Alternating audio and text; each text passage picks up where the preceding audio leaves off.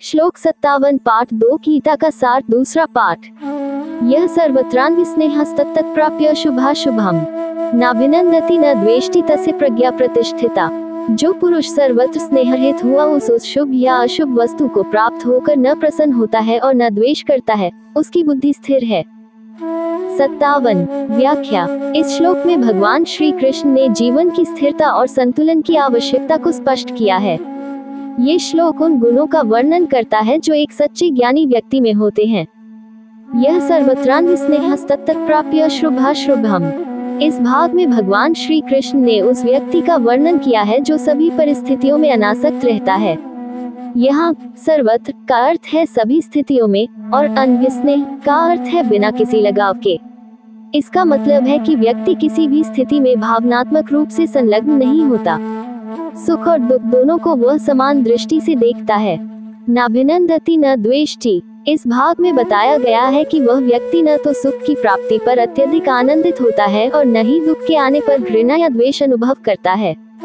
वह सुख और दुख के बीच अंतर नहीं करता और दोनों को एक समान देखता है। तस्य प्रज्ञा प्रतिष्ठिता। अंत में भगवान श्री कृष्ण ने कहा कि ऐसा व्यक्ति जिसकी बुद्धि इस प्रकार स्थिर है, उसकी प्रज्ञा ज्ञान या बुद्धि पूरी तरह से दृढ़ और स्थिर होती है। उसकी समझ और ज्ञान की स्थिति सुनिश्चित और अभेद्य होती है, क्योंकि वह हर परिस्थिति में संतुलित रहता है।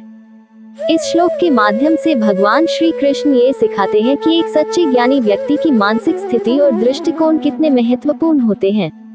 वह सभी अनुभवों को समान दृष्टि से देखता है और किसी भी बाहरी परिस्थितियों से प्रभावित नहीं होता। यह मानसिक स्थिरता और संतुलन ही वास्तविक ज्ञान और बुद्धि का प्रतीक है। श्लोक 58 पाठ 2 गीता का सार दूसरा पाठ। यदा संहर्ते चायं कूर्मोऽङ्गनीव सर्वशः इन्द्रियाणीन्द्रियार्थेभ्यस्तस्य प्रज्ञा प्रतिष्ठिता। और कछुआ सब ओर से अपने अंगों को जैसे समेट लेता है, वैसे ही जब ये पुरुष इंद्रियों के विषयों से इंद्रियों को सब प्रकार से हटा लेता है, तब उसकी बुद्धि स्थिर है, ऐसा समझना चाहिए।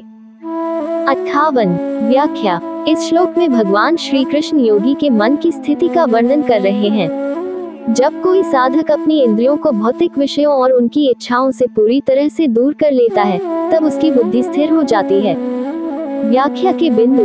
यदा संहर्ते चायं, जब साधक अपने इंद्रियों को भौतिक विषयों और उनसे जुड़ी इच्छाओं से वापस खींच लेता है। कूर्मोऽङ्गानीव सर्वशः, जैसे कछुआ अपने अंगों को पूरी तरह से अपने खोल में संलग्न कर लेता है। इसी प्रकार जब साधक अपनी इंद्रियों को सभी बाहरी वस्तुओं से हटा लेता है, तो उसकी स्थिति स्थिर और नियंत्रण में होती है।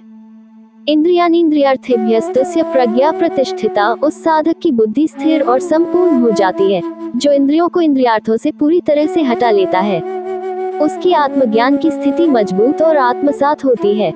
सार। इस श्लोक में भगवान श्री कृष्ण ये बताते हैं कि एक सच्चे योगी की पहचान इस बात से होती है कि वह अपनी इंद्रियों को बाहरी विषयों से पूरी तरह से हटा लेता है और एकाग्रचित होता है। जब व्यक्ति अपनी इंद्रियों को बाहरी आकर्षणों से नियंत्रित कर लेता है, तब उसकी बुद्धि स्थिर हो जाती है और वह ध्यान की उच्च अवस्था को प्राप्त करता है।